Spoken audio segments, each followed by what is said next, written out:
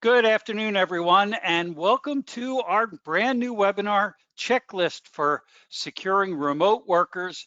And this is the number one of the series. We're actually going to be doing a number two, and I'm sure you guys probably registered for that already. My name's Kevin Vogel. I'm the Vice President of Virtualization and Cloud here at Champion Solutions Group. And today we have a real great SME or subject matter expert with Tracy Wetherington. Tracy, how you doing today? Hey, Kevin. Good afternoon, guys. Thanks for joining. Really excited to kind of cover this. A lot of new things happening out there in the remote workforce. Absolutely, absolutely. And just so you guys know, this checklist that you're getting from us is part of the U.S. Department of Homeland Security, Cybersecurity and Infrastructure Security Agency. This is the recommendations that they put out for Office 365 for now with the big surge in people now working from home. This is what they recommend. So I just want to let you know where this is coming from. And you can see that we're going to be working through our agenda today. We have a checklist for securing your remote workers. We also have all the security features that are included in the M SKU for Microsoft. So that's obviously the E3, the E5 SKU. We're going to be configuring identity protection, which includes administrative access, and security information, configuring email protection, including ATP policies, which are really important, configuring information around governance, DLP, encryption, and this is a very interactive session. So I'm going to be monitoring as Tracy goes through this discussion. Underneath your Go to My Webinar console is a place where you can ask questions. I'm going to be monitoring that as Tracy goes through all of the different things that he's going to be showing you today. Please ask questions. I'll give them to Tracy as we go along. It's a great way to have a nice interactive conversation here during the webinar. Now, I'm going to ask you just 3 poll questions here today. This gives us a feel for where you guys are when it comes to security. So the first one I'm going to be asking the audience here, and if you'll just take 2 seconds to answer yes or no. Are you currently using MFA or multi-factor authentication? So I'm going to launch that for you right here. And if you don't mind answering the questions, I'll give you the results too, just so you know where we stand. But this is a great way for Tracy to know where you guys are on your security baseline so that we know where to go from. Looks like 90% of you right now are using MFA, and that's with 51% of the audience already answering. So it looks like there's going to be a ton of people already using MFA. All right, well, let me close down that question. And they're all that easy, guys. They're not like rocket scientists here. So the next one is, do you have a security policy around email that includes ATP, sender policy frameworks, and transport rules? So I'm going to launch that, and let's see if you guys have any of those type of questions. Okay, so with about 20% of the vote in here, we're almost 50-50. So it looks like, okay, and then I got some people using other types of policies, just so you know, Trace. These guys are 51% said yes. Right now, we're at about 54% of the audience. So it looks like most of the people are saying yes, but there's a good percentage of the people that don't have it. So just a little FYI, I'm going to close down. The last question I have for you is right here. What current Microsoft licensing do you have? And you can pick, if you have more than one of these licenses, this can be multiple choice, just so we know what you're using today.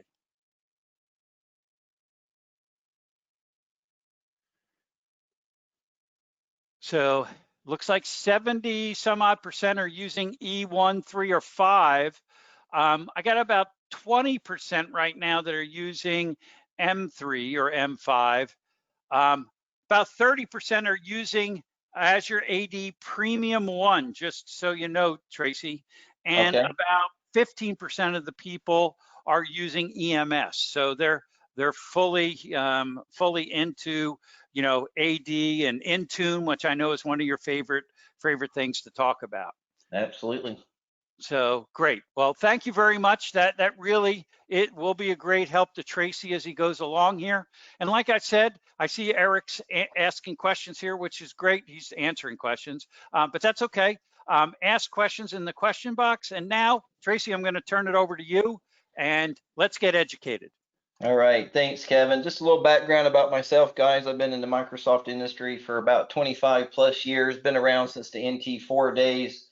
I manage a lot of our engineers here at Champion, you know, manage things from SCCM, endpoint protection, do a lot of work with our end clients around scoping and design and plan for managing remote users. So just a little background history about myself. So as Kevin pointed out, you know, back in April of this year, Homeland Security, Cybersecurity and Infrastructure Security Agency released an alert regarding Office 365 security recommendations amidst the surge of remote workers. I'm sure all of you have been at some point affected by the COVID pandemic. But, you know, prior to that, there was still always a focus on how do we manage our remote workforce. And that's what we're going to focus on today, is kind of going through what that checklist looks like for managing remote workers. So I've kind of taken the checklist and I've broken it down. Each slide is essentially a major category, and then there's subcategories on each one. There's also 2 columns on the checklist for a normal scenario and a high risk scenario. Now, personally, in my field of expertise around the Microsoft world, if you got a remote worker, to me, I always tend to classify that as a high risk scenario, because they're not plugged into your network on a continuous basis. You know, how are you managing that remote worker? How are you pushing updates out to that remote worker? How are you ensuring that remote worker is following guidelines and procedures inside your environment? So we're going to kind of walk you through that today. And again, this slide just essentially covers the checklist and what the 2 different scenarios are. If you're a company that needs to meet regulatory compliance requirements such as HIPAA, I definitely would be looking at that high risk scenario, that next column on the slides that we're going to be covering. But again, now that we have so many workers working remotely, it's very critical that we're getting Windows updates out to those users, that they're not transmitting data that they shouldn't be, that they only have access to the information that they should be. You know, and if you do have an employee who is terminated or leaves on their own, what do you do to control their data on their mobile device, company issued device, Windows 10 workstations, iPhones, Macs, etc. So we're going to be covering a lot of that in today's scenario. So let me just jump right into the first area of securing remote workers, right? And that's setting up your tenant with Office 365 and Azure. Today, I'm sure most of you are already using Office 365 based on the survey that Kevin just did. Looks like a lot of you are already using E1, E3, E5, but Office 365, you know, back in the day that used to be called DirSync, or the tool that we use to sync your on-prem Active Directory to the cloud, used to be called DirSync. That has progressed a long ways from when it was originally released to today. We're now using Azure AD Connect to do single sign-in and do hybrid connect with Azure AD. Now, whether you know or not, you know, when you actually set up your Office 365, you are setting up Azure AD in the background. That's part of your Office 365 subscription. And what this checklist and what the Department of Homeland Security as well as Microsoft is recommending is that we use password hash sync if you're syncing your on-prem environment to the cloud. That's extremely important because we want to make sure that password's encrypted, none of the information is being transmitted unsecurely, and it just works very, very well as doing password hash synchronization. And that's something our team can help you do if you're not already doing that with Azure AD Connect. And of course, you know, deciding whether or not you want to do password write back as well too. That's part of Azure AD Connect. So are you syncing your passwords on-prem to the cloud and from the cloud to on-prem? These are some of the decisions that need to be made when setting up your tenant. The other part of this is configuring identity protection. And to me, we'll spend a little bit more time on this slide. I think this is extremely important. once you have Azure AD Connect set up and you have your password hash synchronizing, the next thing is, how are we controlling who gets access to Office 365 and to Azure? So the very key one there to me is planning administrative access.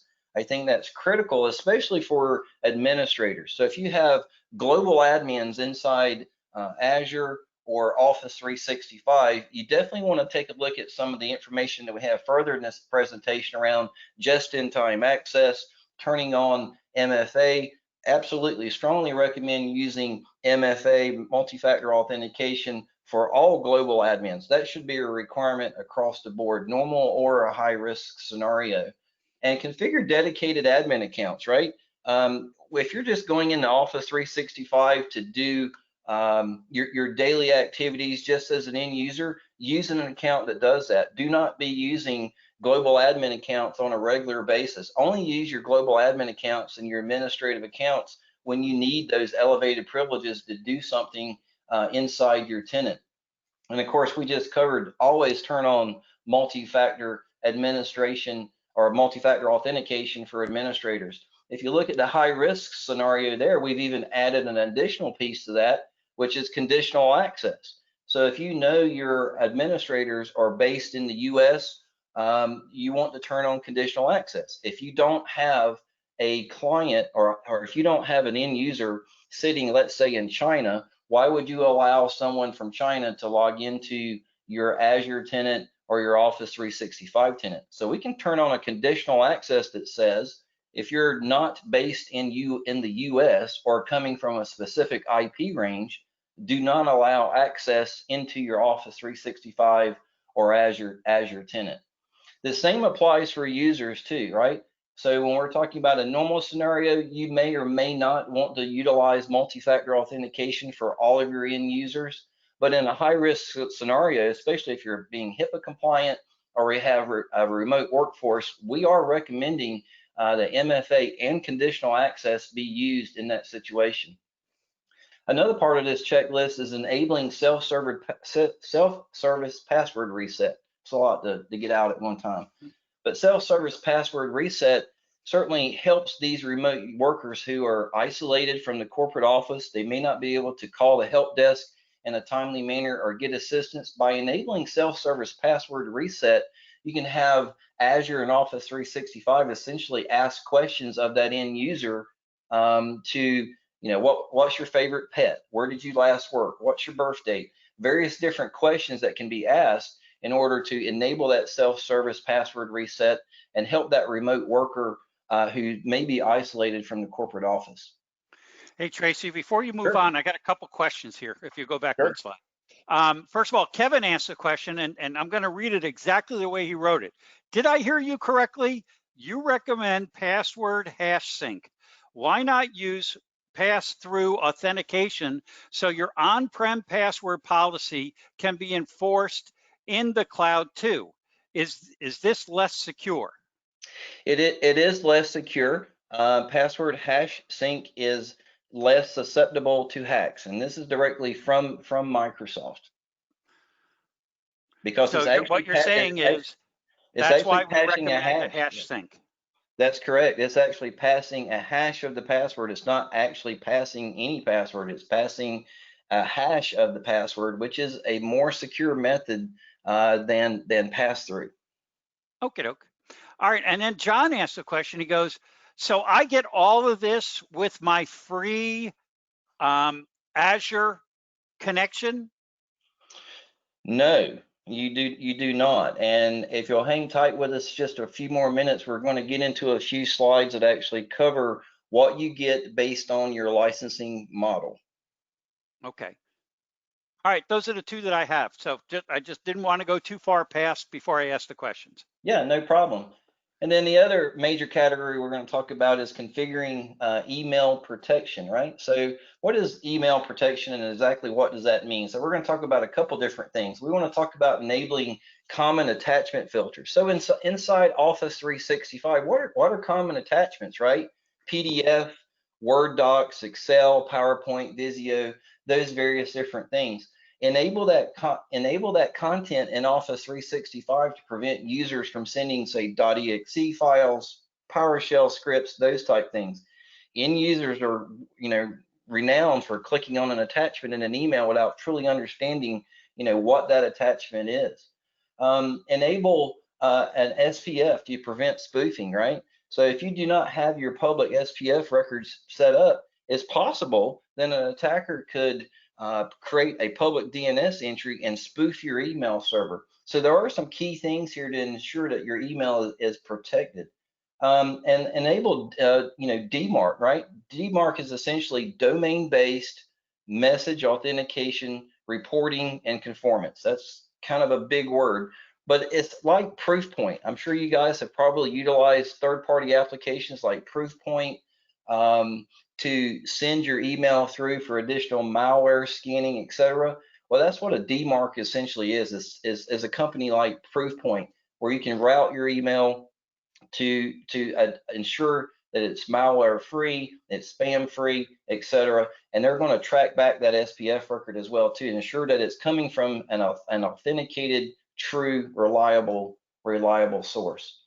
The other part of this too is enabling Office 365 advanced threat protection policies. Now, if you see in our normal scenario, we typically go with just the recommended policies, but with a high risk scenario, we would say required with spear phishing, right? So you can get quite advanced on these advanced threat protection policies. So in other words, if someone's sending me an email that's phishing for information, that's where advanced threat protection in Office 365 really shines. It can identify that this is a phishing email message. We might want to quarantine this message prior to sending it out to all the end users. If they're phishing for information like, hey, we need you to re-authenticate to your bank because we're not sure if your credentials are up to date or something like that, people will click on that link and give a hacker their credentials to their bank. So that's exactly what advanced threat protection is doing, is it's looking for phishing messages. Highly recommend turning that on. So the other key piece of this too is configuring information governance, right? So we're going to talk about DLP, encryption, retention policies, and sensitivity labels. So, what is DLP, right? So we're talking data loss prevention. We're talking sending someone's social security number over an email. We're talking about credit card numbers. We're talking about sensitive information that shouldn't be transmitted across an unencrypted email. Obviously, if you're a healthcare environment, you're probably going to need to be HIPAA compliant. That would definitely fall under the high risk category. So we would want to enable data loss protection inside Exchange Online, Office 365, to ensure that as messages are being sent, it's not sending out credit card numbers, social security numbers, or PII, personal information about your end users. Now, if you do have to transmit sensitive information, that mail should be encrypted. And Office 365 certainly provides that capability to encrypt outgoing emails, but we can also add what we call sensitivity labels to those encrypted emails. So what the sensitivity labels do, we can say your eyes only, do not forward. We can actually restrict where that message goes. So you can send it. So I can send an email to Kevin with my social security number in it because he has to fill out some HR paperwork for me. But I can also set that message where he can no longer forward or print that message. So he's actually restricted to just reading the message and deleting it. So we can do that by attaching retention policies and sensitivity labels to that outbound encrypted message. Any questions there? No, not yet. But now I know why I couldn't forward that email out that you sent me. So now I understand why. So we restricted that. So Kevin, I know this is an area that you absolutely love. I'm gonna let you kind of take this slide if you don't mind, and let's talk a little bit about team security. All these things that have been, back in the BPOS days when Office 365 was in its infancy, a lot of things have changed, and now that we've got so many remote workers out in the field, Teams is bringing us together. So everything that we've talked about in Azure and Office 365 up to this point also applies to Teams. So Kevin, take it away on this slide. Maybe you can kind of give us your view of the security checklist for securing teams. Yeah, the beauty of Teams is it really gives you a real comfortable interface now to get to things like files that are sitting in SharePoint or sitting in OneDrive and those type of things. And really governance starts the whole thing off. Who you allow to do what inside of Teams, and sitting down and configuring those is really important, because you can get real out of whack real quickly if you don't when you first start using Teams. I know a lot of you are in that transition period between Skype and Teams, and Skype, great product, but really only did, let's be honest, meetings and chat. That's what it did. If you used it for calling, that was great, but most people, they were chatting with it, they held their meetings with it. Well, now Teams does so much more. So you really have to set up the governance first, and then you got to start drilling down things like guest access and external access that can be enabled inside of Teams. You have to make sure that you're setting up the right policies and make sure that you have the right controls in place, and don't leave it up to the people that do have access to create teams, because if you leave it in their hands, they'll open it wide open and you never know what's going to happen. So external chat, which by the way is a fabulous feature, the ability to chat with people in other organizations, and from customers down to vendors, down to partners, having that ability built into Teams has been great. And a lot of people love it, but again, you got to be careful of what you open up in external chat. Are you going to allow them to chat and add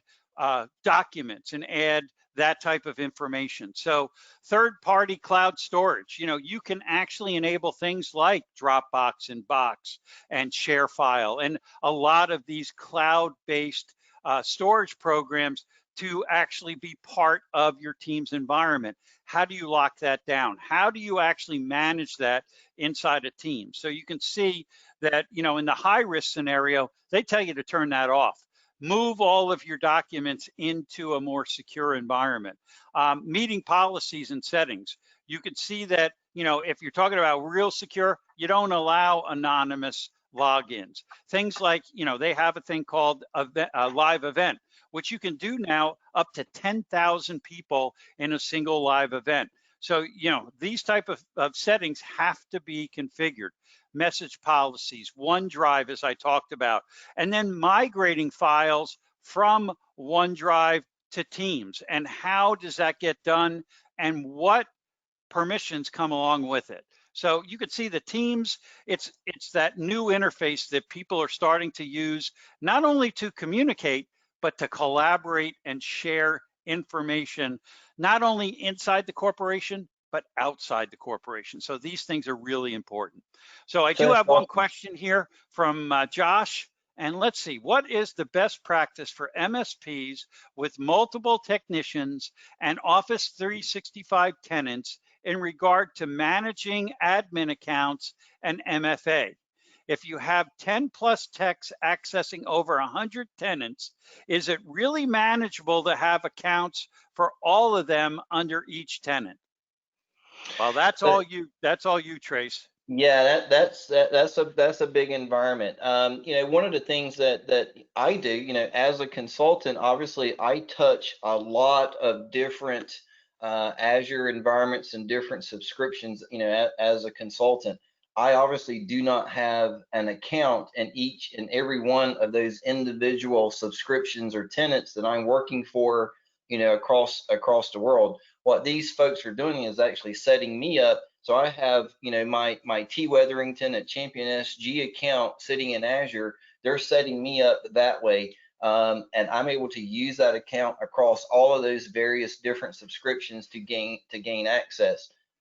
They are still enforcing MFA on me because they're giving me global admin rights. But so what's happening is their tenant is challenging my tenant to verify who I am and still prompting me for MFA. So when I'm outside the Champion organization, going into another company's Azure environment, they're simply setting me up as T. Weatherington at championsg.com, setting up MFA. So I'm being challenged to get into their subscription. That may be a way to offset what you're doing instead of having to create an account in every one of these subscriptions or tenants. Now, and I'm not a tech guy, as you know, Tracy, but I hear about token-based authentication. Is that something that would apply here? Now you can, if there's, and that really is more, that still kind of falls under the MFA realm, right? How are we doing MFA? Are we doing MFA through the Authenticator app on our telephone? Are we doing a text message that sends us a 6-digit PIN code? Are we doing it over email where it sends the access code via a special email address? But yeah, it sort of falls under that same category. What device do you want to use? And I do have a slide further along about MFA and the different devices that support MFA. Yeah, and we can also reach out to Josh one-on-one, and I'm sure this is something that's, specific to him that maybe we can help. Yeah, absolutely. This is a category that I absolutely love. So Kevin, I'm a big Intune and SCCM fan. So for you guys that don't know, SCCM and Intune have basically been rebranded into a new product name called Endpoint Manager. And it kind of makes sense to me because how are you managing your endpoints, especially for your remote workers? And the bigger question is, for your remote workers who have BYOD, who are bringing their own device, how are you managing them? More importantly, at least if it's a corporate asset, one would assume you probably have some sort of antivirus on it. You probably have some mechanism for pushing Windows updates. Maybe you do, maybe you don't. That's one of the things that we're going to cover in the next few lists here in just a few minutes. But onboarding PCs, how are you guys managing new users who come onto your company who are working remotely? Now, like myself, I rarely go into the Champion corporate office. I work remote 90% of the time, or I'm on an airplane the other 10% of the time. If I needed a new PC, how is Champion going to send me that new PC? And that's where things like Intune and Autopilot really, really shine. When you mix SCCM and Intune, especially in a co-managed state, it opens up so many different avenues to manage that remote workstation. Windows updates, pushing applications, remote control, forcing BitLocker encryption on the device, configuring endpoint protection and endpoint security profiles, enforcing conditional access on those devices. With Autopilot, my company can order me a brand new machine from Lenovo directly, ship it directly to me here at my home office. I get the pleasure of opening that box up, turning it on for the first time. And when I turn it on and connect it to my home network, the very first thing it's going to do is go talk to Intune. Intune is then going to download and install the SCCM client. It's then going to download and install all the applications that my company requires me to have. It's going to configure my policies. It's going to do an Azure AD join. It's going to do a traditional AD join. And I'm going to get all the information I need as a remote worker on my brand new device. Intune and SCCM are just amazing from an endpoint management standpoint. The other question is, go ahead, Kevin. Let me ask you a question there, Trace, because that seems like that's going to take a long time to do. Is that a pretty quick process, or? Well, that's kind of an open-ended question. It really kind of depends on what are we pushing, right? Now, are we talking gigs and gigs and gigs of data and applications? So if you have a really, really large image that you push out to your end users, we also have another method that utilizes Autopilot called the white glove deployment. So that instead of the device being shipped directly to the end user, it does come back to the corporate office where we got more bandwidth. We then download the image, reset the machine, and then ship it out. The end user still gets that true Autopilot experience, any updates and any other controls from that point. And that's called kind of the white glove experience with Autopilot. So if you do have an end user who is connected on very low bandwidth, or you have a large image, that's something to keep in mind. But for the most part, the ability to download Office, the ability to download your company applications doesn't really take that long anymore. Most people, even in their home offices, still have fairly quick internet connection. Thanks. That was my question, believe it or not. So yeah, no problem. Yeah, so Let's talk about the last part of this checklist, and that's securing remote access, right? So I'm a big fan of always on VPN. So we went back, we were just talking about how to manage these workstations through SCCM and Intune and Autopilot. There's technologies out there from Microsoft called always on VPN. With the always on VPN, essentially your user is connected to your corporate network all the time in the background. It's a two-way IPsec tunnel. It allows that user to be and treated just as if they were wired into your network. But it's no intervention by them. The minute they turn it on, that two-way IPsec tunnel automatically connects back to your on-premise environment. They have access to resources. You as the administrator have access to their resources. Even if they're sitting behind a home router or sitting in a Marriott or sitting in a Starbucks, you still have control over that workstation. The other key piece of this is what Azure brings to the table. Is the ability to control third-party applications and use Azure AD single sign-on and Azure AD app proxy for those applications you have on-prem. So how are you securing access to your on-prem environments? How are you securing access to your third-party applications? That's where Azure AD really shines because it provides a single point of authentication. You can also use the Azure AD app proxy to proxy those connections back to your on-prem environment, utilizing the security natively built into Office 365 and Azure and SSO. The other key thing that's just exploded, absolutely exploded since the COVID pandemic is Windows virtual desktops. This is something my team is spending a tremendous amount of time on, Kevin. We're seeing huge growth opportunities around Windows virtual desktops. Now Oh, that we have, absolutely. yeah, now that we have so many people working remotely, some people may not be as geeky as me and Kevin and have a whole office set up with multiple monitors and fancy PCs and all that kind of good stuff, right? They may just have, just a basic iPad, or they may have a Chromebook, or they just may just have a basic home computer at home. Well, how do you give that remote worker full and uninterrupted access to your corporate network and your resources? Windows Virtual Desktop is an excellent way to do that.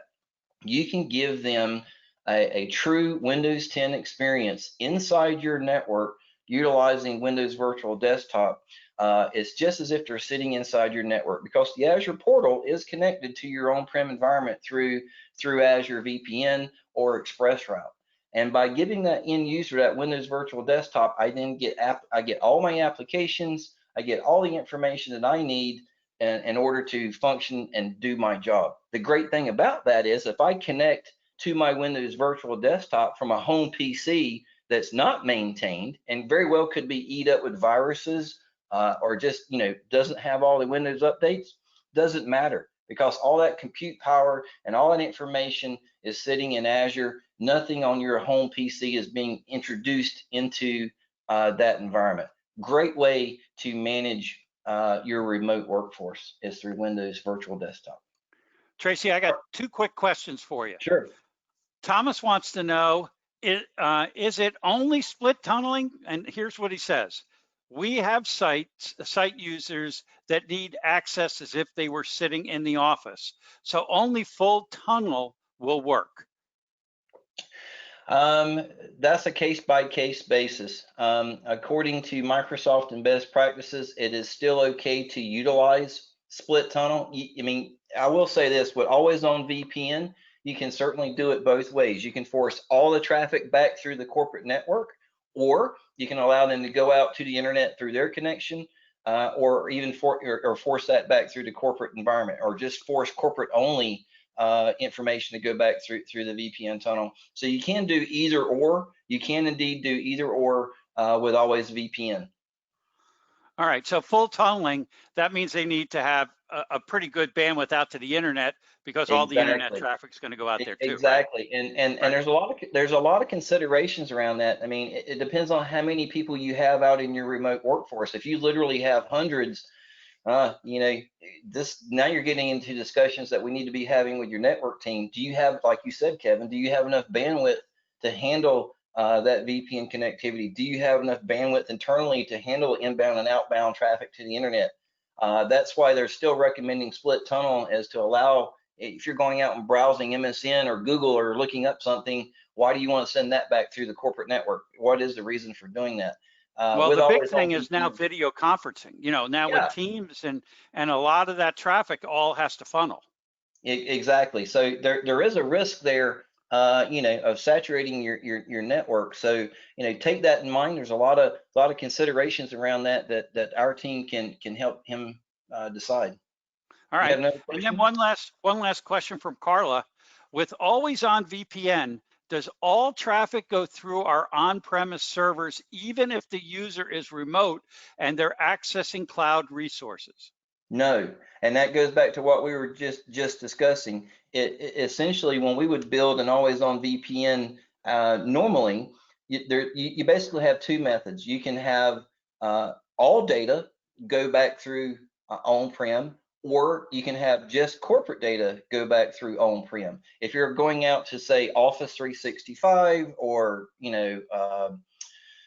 whatever.com website, that's still Salesforce.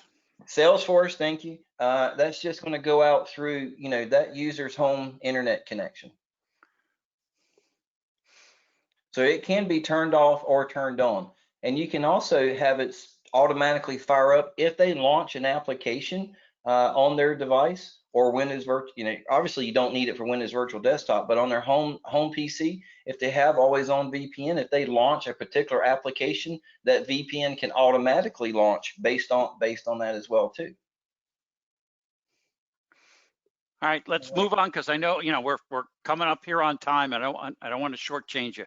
Yeah, and so what I'm going to do here is I'm going to quickly flip through these slides here. So what's included with EPHI? That honestly, guys, this is the biggest question that I get asked more than anything about licensing. First off, I will jokingly say you have to have a PhD sometimes to understand the licensing with Microsoft, but the guys here at MessageOps really understand it, especially with our CSP programs. They can really help you navigate all of these different programs that are available. M365 is not to be confused with Office 365. It is a different SKU. I call it the M SKU. It's the M365 E5. There's very little difference between the E3 and the E5. The E5 does give you some additional Teams capabilities, phone system and audio calls, and a few more analytical capabilities than the E3, but comparatively, they're very close. The first thing that I wanted to point out, obviously, you get everything that you get with Office E3. All of that's included in here and so much more. So I'm going to quickly flip through this. The only one bullet I wanted to cover on this slide was the very first one. It gives you Windows 10 Enterprise, which covers you and qualifies you for Windows Virtual Desktop. So if you have a M365 E3 or E5, you automatically qualify to get Windows Virtual Desktop to manage your remote workforce. Obviously, you get Outlook. Obviously, you get Microsoft Teams, audio calls, and a phone system with the E5. You also get SharePoint, Yammer. You get OneDrive for Business, which I think is awesome because it's unlimited storage.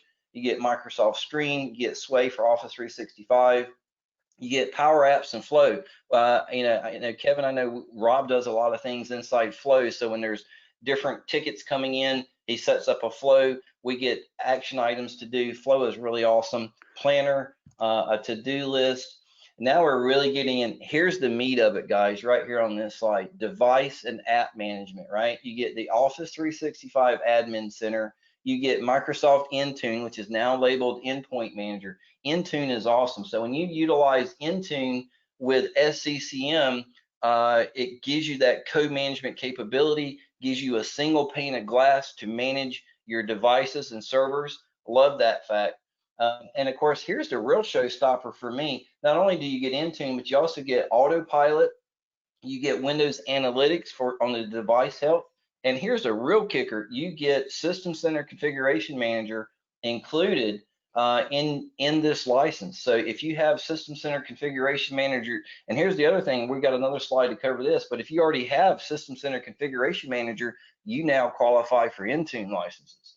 So if you guys are thinking about how am I managing these endpoints, SCCM and Intune, chances are you might already be licensed for some of these things. So talk to us after this and we'll cover that. Identity and access management. We briefly talked about direct access, which is now renamed Always On VPN. You get Azure P1 and Azure P2, and I'm going to briefly cover what's the difference between Azure P1 and P2. And then the other key thing that's included with the E5 from a security standpoint in managing your remote users is the advanced threat analytics, Defender, advanced threat protection, Office 365 advanced threat protection, and Azure threat protection. So from a high level, you get all of that included in the E5. You get the DLP that we talked about. You get Windows Information Protection and BitLocker. That's extremely important. You got a remote desktop, you got a remote laptop. How are you encrypting that device if it gets lost or stolen, or if the employee is terminated? What are you doing from an encryption standpoint to control that device? And then security management. These are key things inside the O365 and Azure portal. Secure Score and Compliance Center. For those of you who need to be HIPAA compliant or some of these other, ISO compliant, you can go into Azure, into the Office 365 environment, and go to the Compliance Center, and it will actually tell you what you're doing right and what you're doing wrong in order to meet that particular compliance standard. So a question here from Carla, because it's a good one. Is direct access included with the M365 E3 SKU? Direct access, also known as Always On VPN, is a product of Windows Server. You do not need any cloud licensing whatsoever to do Always On VPN, formerly known as direct access. That is a function of Windows Server. That Windows Server can sit, that Windows Server does sit on-prem because it is typically VPN sit on-prem. Now with Windows Virtual Desktop, you're connecting directly to Azure. With Always On VPN, you're connecting to your on-prem environment. So it kind of depends on which methodology you want to go. If you want to go Windows Virtual Desktop, you'll have a VPN connection built between Azure and on-prem. If you just want to do Always On VPN, that's a direct connection to your on-prem environment. Okie doke. So what's the difference between Azure P1 and P2? So P1 is an enterprise level edition which provides identity management for both on-premise users, remote users, and hybrid users accessing applications both locally and over the cloud. This edition includes support for self-service identity, access management, administration, the creation of dynamic groups, which I absolutely love, including self-service group management, as well as Microsoft Identity Manager, which is a suite of on-prem identity and access management tools. So we're talking about MIM, we're talking about identity management. So if you have multiple forests, multiple domains, how are you syncing and controlling that identity? Azure P2, you get everything that you get with P1, in addition to conditional access to apps and critical data, and identity protection, or PIM, provide and enhances management of those privileged accounts tied to administrative access to resources. So essentially P2 is just a slight step above P1, but this is required depending on your environment. So we briefly talked about MFA. I'm not going to spend a lot of time on this. I think based on the survey you did, Kevin, I think we understand MFA is a great thing, and we need that. What are some of the technologies that support MFA? We've got the Microsoft Authenticator app, Windows Hello for Business. We've been doing a lot of that since everybody started working as a remote workforce. What is Windows Hello for Business? I'll quickly tell you. It's when you turn your computer on and the camera looks at your face, just like your iPhone does. So we can look at your face and authenticate you that way. Kevin, I think you mentioned like a token, right? We can support hard or soft tokens. We can do SMS, we can do voice, we can do biometrics. I'm sure a lot of you have computers with fingerprint readers on it. All of that ties back into Windows Hello for Business, which allows you to have a passwordless technology, but also MFA at the same time. Be careful on that Windows Hello portion of it. You do need a specific camera to do facial recognition, and not every single web camera is supported. This is true. Questions around MFA and features and licensing. So guys, everyone's going to get a copy of this slide deck. We're not going to be able to cover every one of these because we are getting short of time here. But as you can see, based on the license that you have, here are the features that you have. So someone mentioned that I have Azure AD free. Here's basically what you get, right? So you get the ability to protect Azure AD tenant accounts with MFA. your global administrators, and you can use the Microsoft Authenticator app for MFA. But as you can see here, for those who have the Office 365 Business Premium E3 or E5, you get quite a few more features. But if you go a step further, you've got Azure AD Premium P1 or P2. Look at all the various different things you can do. You can do MFA for on-premise applications. What if you've got an on-prem application you want to do MFA for? How cool is that? You can list trusted IP addresses. You can do custom greetings for phone calls. You can do MFA reports. You get fraud alerts and admin controls over those verification methods. So there's so many more things that you get with the Azure AD Premium P1 or P2 license.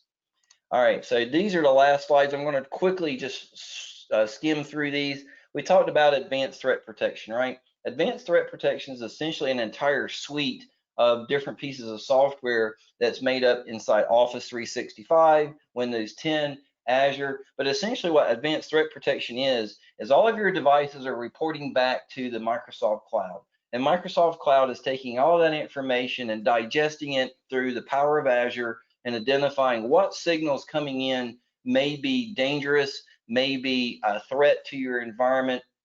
And then they're reporting back to you, hey, look, you need to go take a look at this particular end user. We're seeing suspicious activity happen here. Look at this, someone's trying to access your Azure tenant from China. Why is that? When you have conditional access set up not to allow anyone from China into your environment.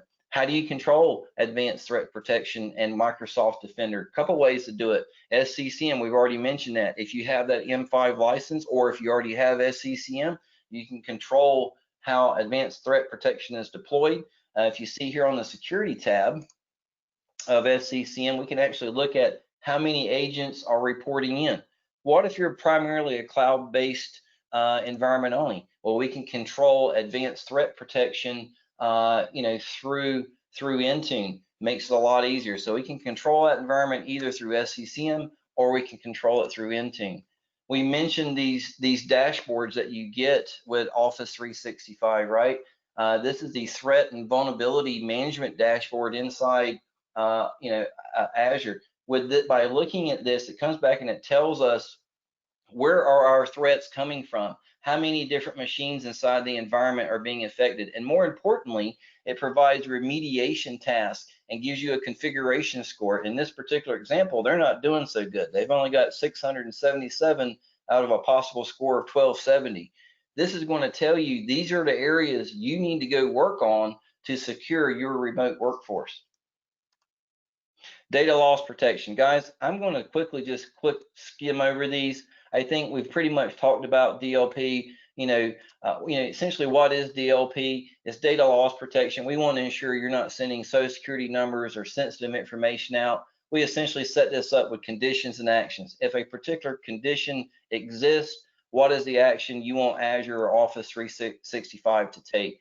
And this is an example, right? So here's someone sending out an information that violates one of the policies. This is an example of the information that they're going to get as a pop-up that says, look, you're trying to send out sensitive information. Click this button to resolve it. And the other thing that I think is extremely important is, especially for us administrators and employees as well, is just enough access through RBAC or role-based administration controls, right? As an administrator, do I really need to use and wield my powers as an administrator 24/7? No, not really. What I really need is I just need access for the next 30 minutes to these machines. And that's exactly what just-in-time access privileges do inside Office 365 and Azure. So we can enforce multi-factor, we can enforce conditional access, we can audit access requests. So as an administrator, I say, Kevin, look, man, I need access to your file server for the next few minutes to do some maintenance. As an administrator, he can grant me 30 minutes of access time to do my work. After 30 minutes, it signs me out, locks me out, and I have no business going back into his server. That's the whole point of just-in-time, is limiting and mitigating the risk and the footprint of how long that server is being touched. And then the last slide that I want to touch on is Secure Score. And this is also is very similar to the threat score that I showed you earlier. With Secure Score, it shows you what you're doing right and what you're doing wrong, and what you need to improve on to improve your security footprint. And it provides you all the recommendations and links inside Office 365 and inside Azure on how to remediate your environment. So Kevin, I know we're down to the wire. I'm gonna let you talk about our services and then next steps. You got it. And, you know, Champion offers all these services in-house. So for instance, our security assessment, this is a great tool for you guys to be able to use to see where you stand in security, where your weak spots are, and we can help you do that. Set up and configure cloud management gateway or cloud distribution portal. So you could see it's a great way for you to actually gain access. One of the questions that we had here from Andrew was, with split tunneling, can you protect cloud-bound traffic without routing on-prem? And by doing, you know, these type of services, we can help you actually manage those type of questions. Develop a plan to assist and manage devices that are off the company network. Obviously, Intune, as you've heard Tracy, great product. Now with the tie-in to SCCM, great way for you to actually take control of your devices, and you might already own it. You know, especially if you're already running Config Manager in your environment, you might already own these licenses, and all you're looking is for someone to help you actually get it all set up and running correctly. Establish co-management, again with Intune. Complete desktop analytics, and this is really something new, and especially with the remote workplace, this is something we've been doing a lot of. It takes advantage of Windows 10, so you probably already have it. Create an advanced OSD for Windows 10 imaging. So like we talked about with that autopilot that we talked about, create an enhanced software updates. Again, that's an Intune feature. And then, you know, servicing rings for Windows 10 feature updates. This allows you to create those as we go along. So Yeah, and one of the part of things that, that we're Kevin, is offering here, there's actually a trial out there where you can try M365. If we go to the next slide here, Trace, we're actually offering the first 10 people from this webinar that take on a free, and it's free, 30-day trial on the M SKU. We're actually giving the Yeti cooler that you see here to the first 10 people that actually sign up for the 30-day trial. Like I said, you can also request from us the Office 365 security assessment. So, and we're going to be raffling off one of these to anyone that was on the call today. So we have everyone's information. Trace, I know we got like 7 minutes left here, and I do have a couple of questions. sure, Go go ahead. for it. Okay. One of the things is, and this is Michael asked this one, am I able to lock Office 365 access via VPN?